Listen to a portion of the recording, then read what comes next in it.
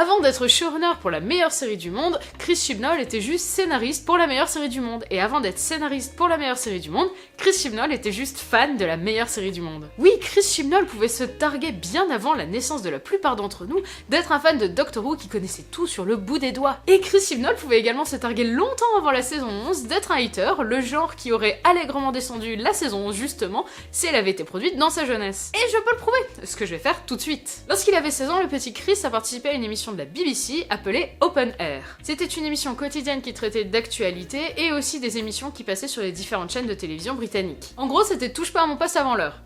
Sans les nouilles dans le slip. Nous sommes en 1986 et Open Air a décidé de parler de la saison 23 de Doctor Who qui venait tout juste de s'achever. Pour recontextualiser vite fait, la saison 23 c'est la dernière de Colin Baker, même si à l'époque ça n'avait pas encore été acté. Cette saison marquait le retour de Doctor Who après un hiatus de 18 mois et donc c'était pas une période très sereine pour la série. Baisse d'audience, chaîne se désintéressant du programme, bref c'est important d'innover. Cette saison fut donc construite différemment des autres, donc on a une seule histoire et ça fait comme un fil rouge dense qui traverse les aventures plus classiques qui se trouvent dans cette saison. Et donc cet ensemble, cette grande saison qui forme un seul épisode, on va appeler ça The Trial of a Time Lord. Voyons donc ce qu'en ont pensé les 4 fans invités par Open Air. Bon déjà ça part mal, la présentatrice ne comprend pas l'intérêt de la série, ça va être fun. I have to say, love, I've never got it. It's never struck me, and I tried really hard the other day, and I watched it specially because I knew I was going to talk to you about it. I didn't understand it. Sentez-vous la petite pointe de mépris quand on l'entend en parler? Savoureux. On commence par un fan qui tiendrait probablement une chaîne YouTube s'il était né à notre époque, membre actif de l'antenne de Liverpool de la Doctor Appreciation Society, le fan club officiel de Doctor Who, et qui est fan depuis le premier épisode, bref, un gars qui sait visiblement de quoi il parle. I found it very enjoyable, but I felt at the end of the season, after 14 weeks, a little bit cheated that a lot of the things they'd brought into it weren't answered. Une explication claire et précise, on a affaire à un fan qui a globalement apprécié la saison, mais pas tellement sa conclusion. On passe ensuite à un fan de Peter Davison, qui a juste le temps de dire que Peter Davison était quand même vachement bien, et que pour revenir au sujet de base, Bonnie Langford se débrouille bien. La présentatrice en profite un petit peu pour se moquer rapidement de ce geek, parce que visiblement, on a bien compris qu'elle avait un petit peu de mal à les encadrer. Et là débarque Chris Chibnall qui va sûrement être sympa et mesuré comme ses camarades précédents. It could have been a lot better. It could have been slightly better written, especially the last story. It was very routine, running up and down corridors and silly monsters. On retrouve l'idée d'une dernière partie plus faible, mais Chris est quand même un peu plus virulent, il dit carrément que la saison est écrite avec les pieds. Les scénaristes seraient ravis de l'apprendre et on me dit dans l'oreillette que...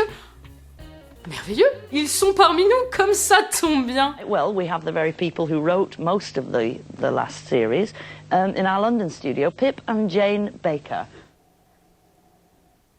Bon perso quand je dis un truc un peu brut de décoffrage et que je vois que la personne concernée est un peu gênée, bah après j'essaie un petit peu d'y mettre les formes. Mais pas Chris, non, il est pas comme ça le petit Chris. Ah ça, il est bien déterminé à nous dire que Terror of the Vervoid, bah c'est pas très bien. Même si en soi il a raison, Terror of the Vervoid, c'est pas très bien. It was perhaps a little too routine Doctor Who, very much what the audience is expecting. It's not really very challenging for them to watch. Pour le moment sur les arguments qu'il avance, je peux pas lui donner tort, mais un petit peu les formes quoi. The story itself has been done in a different way in the past few years, very much a whodunit on board a space liner. I still felt that story was fairly boring. Allez, c'est pas encore assez gênant. Et si on appelait le producteur John Nathan Turner, histoire d'en rajouter une couche? Are you surprised by this reaction from the Liverpool Doctor Who Appreciation Society? It's disappreciation, isn't it? Yes, it is a little over the top, I think. Le premier fan revient mettre un petit peu de nuance dans l'affaire. The majority of the views were that people did enjoy it, and they were very happy with it, but again, there were a lot of things that weren't resolved in the final episode. Et v'là Tipak, la présentatrice, juge que c'est un excellent moment pour à nouveau se moquer des fans qu'elle a en face d'elle. Do you not feel very silly? I mean, it is basically a kids' program, isn't it? That is why we would like the show to be made a lot more adult, because it has the capacity to be very adult, very entertaining, very dramatic. Et il a raison le Chris. Nous on veut du Doctor Who adulte parce que nous on est des adultes, nous on est des grands, on a envie d'avoir des histoires qui nous parlent, des histoires qui nous ressemblent, des histoires qui nous sont dédiées et pas des choses qui sont faites pour être un peu édulcorées pour tout le monde, y compris pour les enfants. Donc oui, ça c'est ce qu'on se dit, mais en même temps, Doctor Who c'est pas fait que pour nous, alors on fait avec. Mais là je pense qu'on dérive un petit peu du sujet. En fait dans cet extrait on peut vraiment être choqué par les propos sans filtre et blessants de Chris Chibnall. Il y a des gens concernés qui les entendent, des gens qui visiblement sont heurtés par ces critiques, qui ne sont pas sans fondement, charmant mais manque cruellement de forme. Et je pense qu'on fait tous cette erreur parfois que nos propos sur le vif, et ben on oublie un petit peu que par moment elles vont vraiment aller toucher des gens, et bah qu'on peut aussi leur faire mal en disant ces propos.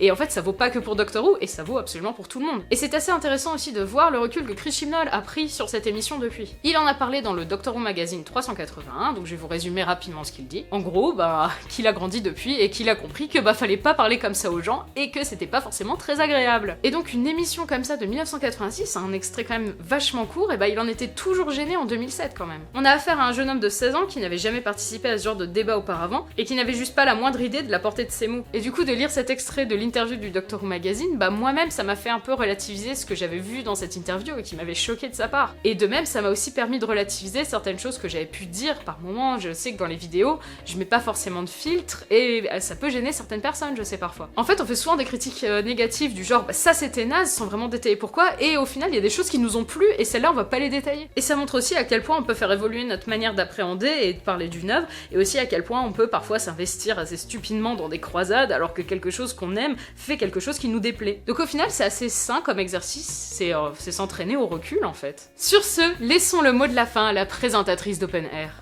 Do you not feel very silly? I mean, it is basically a kids' program, isn't it? Et voilà, si vous avez apprécié cette vidéo qui parlait d'une petite pépite du temps jadis et que vous aimeriez qu'on parle d'autres pépites comme ça, et ben dites-le nous dans les commentaires. Vous pouvez aussi la partager cette vidéo, faire découvrir ça à plein de gens, et puis la liker, tant qu'à faire, tant que vous êtes là. Je vous fais des gros oublis et à très bientôt.